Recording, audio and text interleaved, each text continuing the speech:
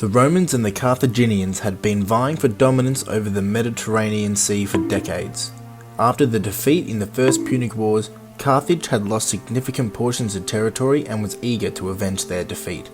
The Second Punic War began in 219 BC after the Carthaginian general, known as Hannibal Barca, sacked the Roman-aligned city of Saguntum in Iberia, modern-day Spain. It is here where he began his march towards Rome. At the time, Rome assumed the majority of the war would be fought in Sicily and Iberia, and thus their strongest legions were stationed there. In the northern part of Italy, mainly the Po Valley, Rome positioned its weakest and rawest recruits there due to the naturally impassable barrier that the Alps provided. No sane Roman ever suspected a crossing would happen, or if it was even possible. However, in 218 BC, Hannibal Barca would cement his name in history by marching his army of around 90,000 infantry, cavalry, and elephants across the Alps into northern Italy.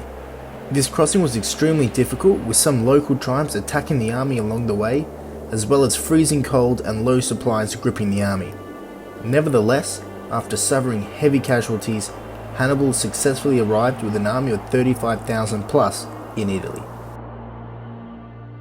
By 216 BC, Hannibal had been rampaging through Italy and had repeatedly defeated the Romans in battle.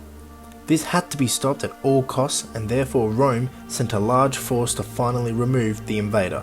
The Battle of Cannae occurred in the same year and was one of the biggest battles ever fought between the two Mediterranean empires.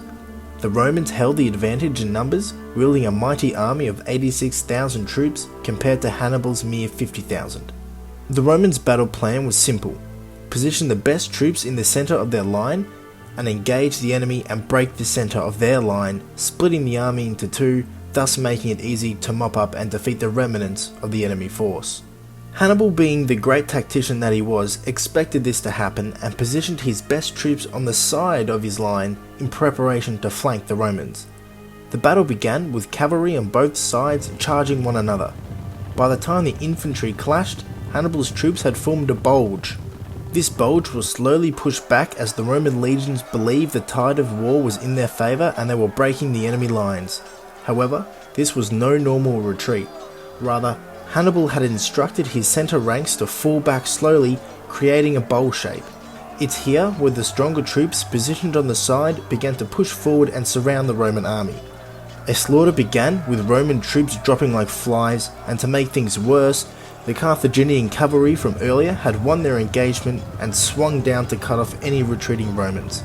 The battle was swiftly won in the form of a decisive victory for Hannibal. The casualties suffered in this battle are rather one-sided, with Hannibal losing less than 8,000 troops, whilst the Roman army suffered a staggering 50,000 dead and a further 20,000 being captured. This was one of the biggest defeats Rome had ever suffered in its entire history and forever changed Roman military strategy. Ultimately, however, in the decades following his victory, Hannibal would be forced to return to North Africa to face the Romans there. However, despite his best efforts, Carthage would eventually lose the Second Punic War. Despite this, Hannibal's campaigns across Italy remain one of the most successful and well-known campaigns of any general throughout history.